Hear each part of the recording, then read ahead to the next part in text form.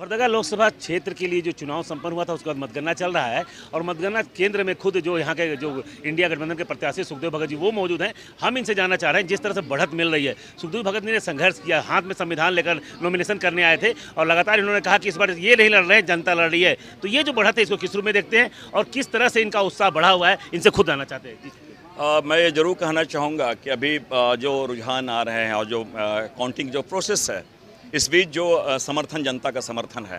मेरे very first day जब मैं नॉमिनेशन करने गया, मेरे हाथ में संविधान था, बापूजी गांधी जी की तस्वीर थी, इसलिए मैंने कहा पूरा देश इस बार ये निर्णय कर रही थी, ये सोच रही थी, मन में संकल्प लिया था कि तानाशाह मोदी सरकार को हटाना है और संविधान को बचाना है, लोकतंत्र को बचाना है। ये देश गांधी का देश है और सबसे बड़ी बात है कि जिस प्रकार मोदी जी ने फैनेटिज्म की ओर पूरे देश को ढकेला है, तो ये मैं कह सकता हूँ कि लोग इन चीज़ों को देखा। और अगर झारखंड परिप्रेक्ष्य में अगर हम बात करें तो जो ट्राइबल इश्यूज़ थे, ट्राइबल आइडेंटिटी की बात करें, जल जंगल ज़मीन की हम बात करें, वो सारे इश्यूज़ क्लब करके मैं समझता हूँ लोग यहाँ के बहुत जागरूक हैं।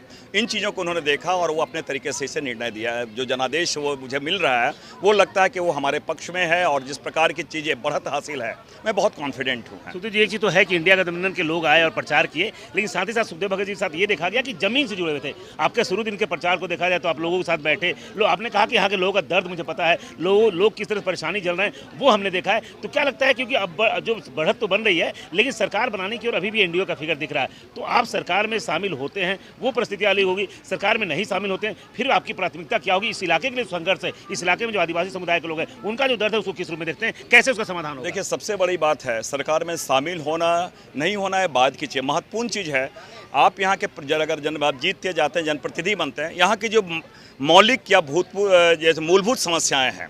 मैं एक बात बताऊं, अगर यहाँ जो सबसे बड़ी बात है, आप एक छोटी सी बात करते हो, किसी भी क्षेत्र के विकास में कम्युनिकेशन बहुत बड़ी चीज़ होती है। और यहाँ से 12 सांसद जीत के जाते हैं, केंद्र में डबल इंजन की सरकार जो यहाँ पर बोले, रेलवे कनेक्टिविटी नदारद है। अगर और यहाँ के आपने देखा होगा स्पोर्ट्स की बात करें, ये क्षेत्र काफ़ी फेमस है, तो उसमें उसके बारे में अभी किसी ने सोचा नहीं। मेरा एक प्रयास होगा एक स्पोर्ट्स सेंटर के स्पोर्ट्स हब के रूप में इसे डेवलप करें।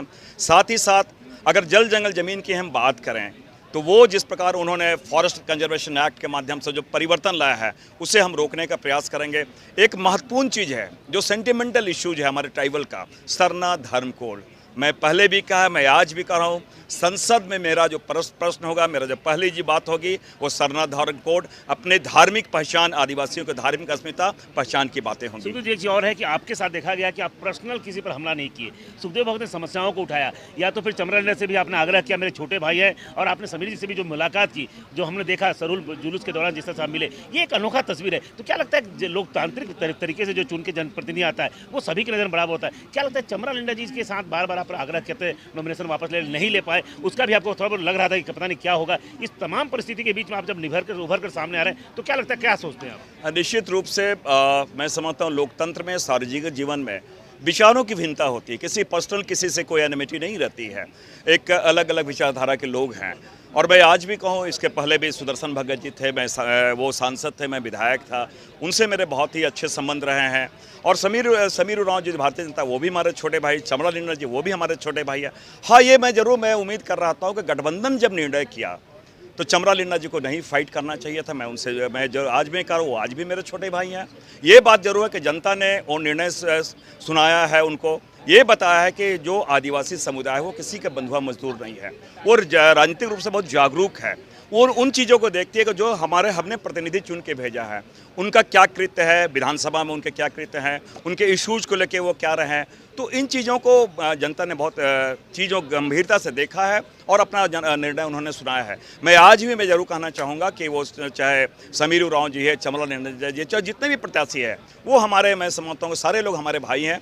और हम तो ये प्रयास कर रहे हैं, हर लोग जो सार्वजनिक जीवन में हैं सबकी एक अपनी भूमिका है। अगर हम कंबाइंड होकर बहुत सारे अगर हमें बताएंगे इन इश्यूज़ को लेकर चलें तो मैं समझता हूँ बेहतर तरीके से क्षेत्र का हम विकास कर पाएंगे। तो आपने स्पष्ट देखा, सुखदेव भगत ने कहा कि निश्चित रूप से ये जीत उनकी नहीं जीत होगी, जनता की जीत होगी। साथ ही साथ उन्होंने स्पष्ट कहा कि सभी को साथ लेकर चलेंगे। तो ऐसे में स्पष्ट रिजल्ट के परिणाम अभी पूर्णतः नहीं आए हैं, लेकिन जिस तरह बढ़त मिल रही है, सुखदेव भगत जी काफ़ी उत्साहित हैं। उन्होंने लग रहा है कि शायद परिस्थितियाँ उनकी बेहतर रहेगी और उनका जीत का अंतर बहुत बेहतर हो सकता है और यहाँ पर लोगों की सेवा करने की भावना से वो काम करेंगे। सहयोगी प्रीतम के साथ सुशील कुमार सिंह, गुमला।